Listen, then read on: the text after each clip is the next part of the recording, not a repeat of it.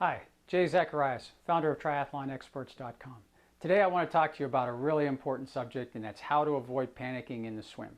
The swim leg of any triathlon creates more anxiety than any other part of the race, in particular the swim start. And it doesn't matter whether you're a seasoned pro or a newbie just coming into the sport.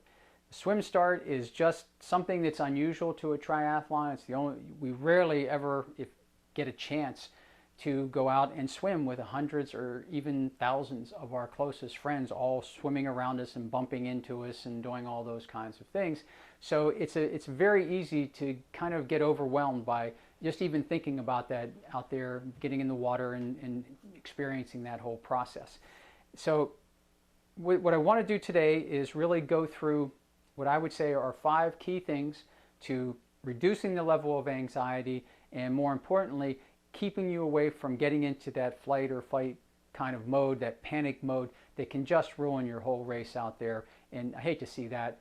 You know, my target here is that if I can help just one person avoid panicking in the swim in their next race, then I've done my job in this video. It's just not an experience any of us need to have. Now, the number one thing that I would say out there is number one recommendation is to know how to swim. It's competency. If you don't know how to swim, learn before you go into the triathlon. You know, sometimes you can get away with these things. I remember my first race many years ago. It was just a little club race, and I just decided to go out and wing it one weekend. I like to ride my bike, I like to run, and when I was a kid I liked to swim. So I went out, and fortunately it was a club race with maybe a few dozen people in it, and the gun went off, sort of thing. I don't know, they probably dropped a flag. I doubt they had a gun. And what I realized very quickly is I couldn't swim a lick. I'm out there side stroking and breaststroking, and the guys were just swimming away. And I was fine. There was hardly anybody there. You can get away with that in those kinds of races. But when you go out into the bigger race, and the race I'm going to use as an example a lot today is the California 70.3. It's a local race for me. It's a very big race here in the Southern California, sort of kicks off the race season. And there'll be 2,500 people, 20-some waves probably going out in the swim. This is not a place where you want to go out and not know how to swim, and lots of people do it. So if you're going to get into these races, you're going to get into an Olympic distance race, make sure you can swim 1,500 meters consistently. Half Ironman, 2,200 meters yards consistently, and Ironman, 4,400 yards consistently in the freestyle. Not going out there breaststroking and backstroking and all those kinds of things. You're going to be among a lot of other swimmers. You're going to get clobbered if you can't swim. You're going to have people swimming over top of you. You're probably going to end up kicking people if you're going to do the breaststroke, and you're going to be in among a lot of people. And if you've ever been kicked with the whip kick, it's not a fun thing. But it's always amazing, year after year, because the way the California 70.3 is set up, as the waves go out, we are funneling down this chute to the swim start. And because my waves are generally in the middle, for some reason I tend to be in the middle of the waves going out, I get to watch a lot of these swimmers.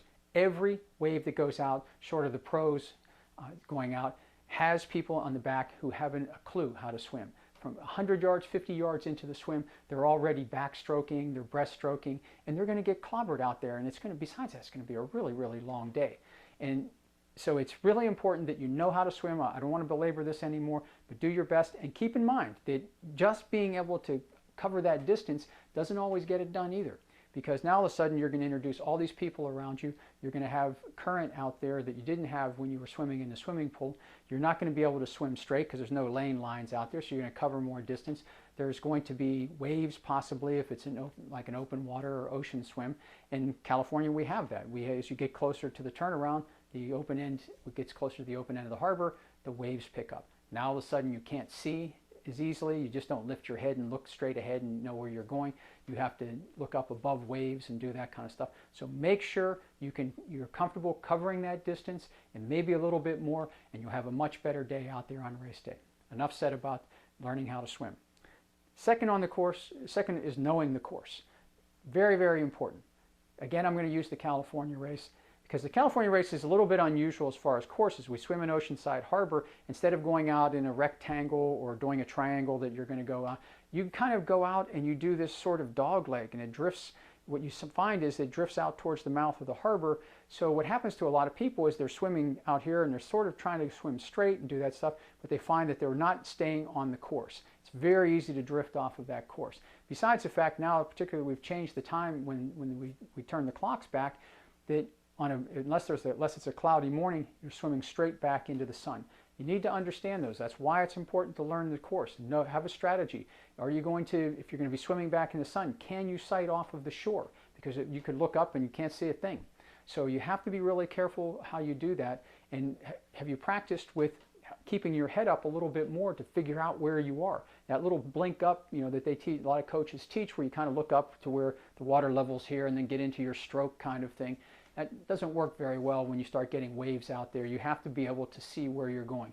And when you do that, you have to be careful you just don't break into a breaststroke, because you could have somebody next to you and you kick them really, really hard. I know I had that happen last year when I was there. A guy nailed me in the thigh going around. And they do it a lot too around the turn buoys, so be aware of that. People start breaking into a breaststroke as they bunch up around turn buoys, so be very, very careful in those areas. Take them a little bit wider. You'll be a little happier for it. Now, the other things to learn about your course, there's a few of them here. One of them is at a beach start, because if it's a beach start, that has its own special things to be aware of. When a bunch of racers go running into the water, the lead racers tend to hit that water first, and all of a sudden everything, when they hit the density of the water, it slows down. Racers behind them pile up. There you are. You're stacked on top of each other. And I found this out the hard way when I was at Ironman Coeur d'Alene back in 2004 and it's a beach start, mass start. Something I find, a beach mass start that they have in Ironmans, I think is probably the most dangerous type of swim start that there is, because you have a couple of thousand people in that race, about 2,500 people, and they're all piling into the water at the same time, and they get stacked on top of each other. And what happened to us early in the race was, it happened to me anyway, when we went out there, we were packed in there very, very tightly for the first, I don't know how far they actually went, packed in that tight. I lasted about a few hundred yards. Never was able to really feel comfortable putting my face in the water, because all the feet kicking around me. I mean, you literally could have just walked across the top of us. We were stacked in so close. And so finally I had my little panic moment and had to bail out. Not an easy thing to do. Everyone's going this way. I'm trying to go this way and get off the course and just get regrouped for a minute. Finally did make it out, got things calmed down, but my main goal of the day, which was to go out and try and qualify for Kona that day, that was gone. I did go out and finish the race, had a reasonable race the rest of the day, but the main goal for being there was gone, and so in that sense it was a bit of a disappointment. The point is, though, be very, very careful when you have beach starts, because everyone gets packed together very, very quickly, and they can be, so you want to get yourself in a position where you can you're a little safer. If you can, get in the back, get to the side, trying to get out of the way of the masses that are just going to go out and bust into the water, and you'll have a better day. The other thing is, if it's a deep water start, a little different. Most of us aren't used to starting. We're used to starting in a swimming pool. We push off the walls, push off the bottom of the swimming pool. Now all of a sudden you have to do a little bit of practice and training, and and it can be done pretty easily, but you want to do it where you don't have access to a wall or the bottom, so that you get used to taking off in the deep water. You also want to make sure that you have room between you, because you're sitting there treading water and you're vertical for the most part, and all of a sudden you're going to go horizontal, and when that happens, people tend to bunch up around each other, and that can be a really trying time if you're too close to other folks. All of a sudden, particularly because a lot of coaches teach people they should put their head down, swim really hard for first 200 to 400 yards, and then kind of get into your rhythm. Yeah, that's nice, but unless you're out in front, you're one of the top swimmers there, and you can line up in front. Putting your head down and swimming really hard just has you swimming into other people. So you have to be kind of patient and know which way you're going and kind of feel your way through that early part of the swim. So be patient with it. It'll keep you a lot safer, and you'll have a much better day out there. Now, a couple other things to keep in mind. You want to know whether or not it's a cold water start. Cold water can wreak havoc on people that aren't used to it. You jump in that cold water the first time, your face freezes, it's just unbearable. Your hands are tingly, your feet are tingly, all those kinds of things, because you're just not used to it, particularly if all you've been doing is training in a swimming pool. So make sure that you have a little bit of a plan in terms of if you're going to a race where it's going to be cold water. Oceanside's one of those races, California race, is the same kind of thing. It's rare that the water temperature is ever above 60 degrees Fahrenheit. So folks that have been training in a swimming pool, they go out there and they jump in that water, freaks their body right out. And you got to be careful, because it sends your body into kind of a cramping mode. It puts a lot of demands for your heart to start pumping blood out to these extremities. So you want to be really careful with that, because all of a sudden you're going to do that and do a really, jump into a big swim at that moment. So that can be a lot of demands on your body at one time. So be aware of the cold water. If you want a strategy for dealing with cold water, one of them you can go up to our website at triathlonexperts.com, the cheat sheet that we have up there. You can look at item number 24 on it, and tip number 24 will talk to you about how to go about dealing with some of the cold water starts, and a little tactic that you can use that I think will help you quite a bit. The other things that I would like you to keep in mind when you're evaluating the swim is, are you going to be able to get in the water and do an adequate warm-up? If not, then you need to train your body properly to address that. If you're not going to get any kind of in the water warm-up, are you going to do a dry land warm-up so that you get some blood pumping in the swimming muscles and warm up adequately before you go out and just jump in the water and start swimming away and doing all that kind of stuff. California race, again, we have no access to the water. They won't let us in the harbor before our wave is actually going in, so you just have this like couple of minute period from the time they let you, the wave go out off the boat ramp to swim out to the start line, and the gun goes off and you're gone. I think it's 3 minutes you have to get out there. So that's kind of that's the extent of the warm-up. Really important in that case, in that situation, to bring some stretch cords with you and warm your muscles up. Be amazed at how many people just sit around on their butt the whole time waiting for the swim start, instead of doing some things that can actually warm up their muscles as much as they can before they get in line to go jump in the water at the swim start. So make sure you know what it is. Have a plan for getting a bit of a warm-up out there, so it's not going to be as much of a shock to you, to your body or your swimming muscles when the gun goes off. Now the third thing deals with placement. And what I mean by that is where you're going to, kind of how you're going to seed yourself in the water. Are you someone who is a really fast swimmer and you're in the front, and that's great? Are you kind of a middle of the road swimmer? Are you someone who's really unsure about your swimming skill?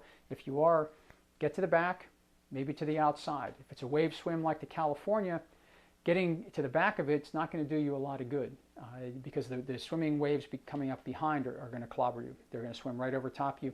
Saw that last year. There was a woman in the wave in front of us, and man, unfortunate. I think hopefully her day turned out better, but the swim start was really wreaked havoc on her.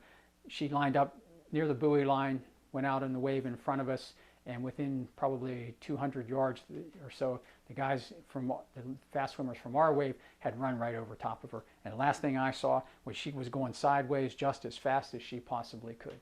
So not the way you want to start your race. So if you're going to be a little unsure of yourself out there, or the swim start kind of unnerves you, or you're a little bit unsure of your skill, then make sure you move to the outside, not just to the back, so you stay out of the way of those faster swimmers. Fast swimmers are going to look for the straightest line they can get. And if you're in the way of that, they can't see you, and they're going to go right over top of you.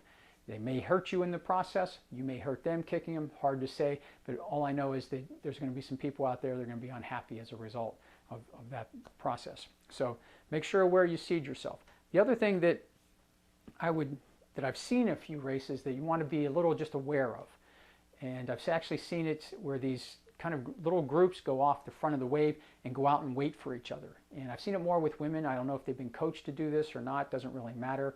This, if that makes them feel more comfortable out there in a swim, that's great. I mean, really. But the one thing they want to be careful of, and I saw this group of women do this, there were 4 of them at a race last year or year before, and they swam out in front of their wave and kind of regrouped so they could all swim together, but they were right in the middle. And they got run over by the wave, our wave coming in behind them.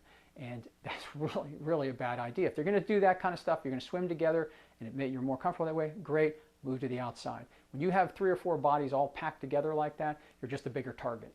And now a lot of people are going to get banged up in the process, and you're going to have a kind of a self-fulfilling prophecy. You're going to have a terrible swim. Why? Because these guys just ran right over the top of you, and that's what you were afraid of in the first place. So move to the outside. Take a little bit more time in the swim than you might really need to, but be more comfortable in that process, and you'll have more fun. Now, the last little thing I'm going to bring in here on the placement is something as to whether or not this is a training race for you, or it's one of your it's like an A race. It's your top race of the year. Now, the California race, it kind of leads into the spring Ironmans. And because I live in Southern California, I can train through the winter and get ready for these spring races. So I use the California race a lot of times as a bit of a lead up to one of the other races, the Ironman races that are going to follow in May or so. And what I do a lot of times in the swim is I line up in the back of my group.